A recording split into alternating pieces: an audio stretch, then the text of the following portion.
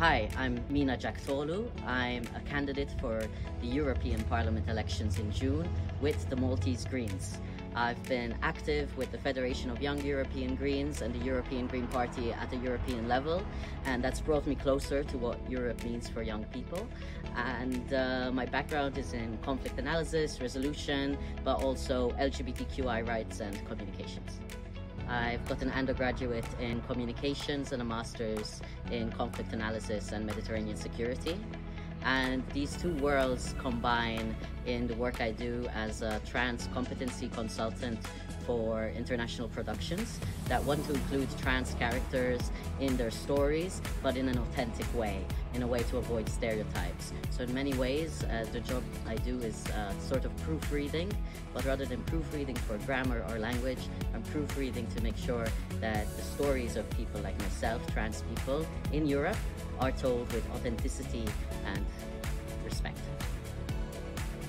If I get elected to the European Parliament, I hope to continue the work I have been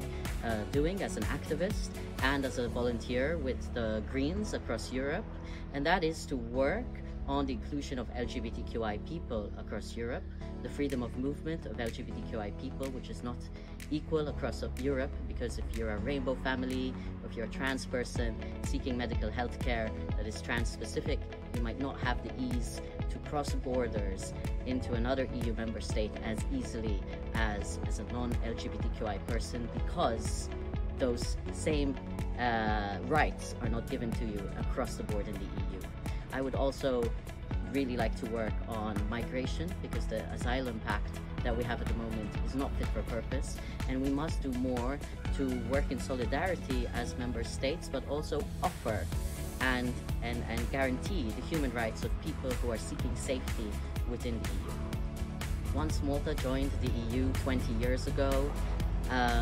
LGBTQI activists in Malta were finally able to organize the first Pride March here, knowing there was some hope to include anti-discrimination, non-discrimination laws in Malta for the protection of our rights on the basis of sexual orientation. From there, a number of changes started happening very slowly, many of the ones that we've seen, particularly over the past 5 years. I know and I recognize that safety that we now have for LGBTQI people in Malta would not have been possible were we not a member of the European Union. So as a person who has also experienced Erasmus, many exchange programs, and works at the European Union level, I am so happy that as a young person I am able to access the EU, the freedom of movement, and these human rights. I think the hope and the opportunity to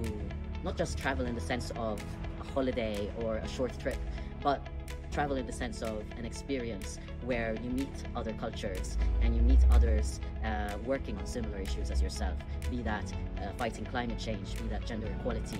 be that fighting against racism. The ability to realize how much stronger we are when we defy the borders, the man-made borders that people put up around us. And I really believe in the strength of the EU as a place for young people to really thrive, to discover themselves, ourselves, and have wonderful quality of life because of that. So that's why I want to keep on fighting for that European Union and make sure that our rights continue to be respected across all member states. So to my younger self, I would say to listen to yourself earlier, to not hide from what your heart is telling you about who you are, to trust yourself more than you trust others who try to change who you are, and become your authentic self, because by being your authentic self and being honest about who you are as a trans person, as a queer person, for example, but in many other areas of life, then that honesty will translate over other areas, and that's really strengthens relationships that you might have within your community, within your family, amongst your friends. Every 5 years we tell you that this election is more important than the one that came 5 years ago. And we're going to keep on saying that, because every 5 years we have the chance to shift the majorities at the European Parliament level and ensure that our values are being reflected in the policies and positions that are being discussed. And this year, more than ever before, we are seeing a very strong challenge from the far right that wish to take away many of the rights and protections for women, for LGBTQI people, for disabled people, for minorities that we have been granted over the past years. And therefore, more than ever before, whether you are voting for yourself, a sibling, a friend, a colleague, or someone who has no right to vote at all, make sure that on the weekend between June 6th and June 9th, you just take those 10 minutes to go to your polling booth and have your say.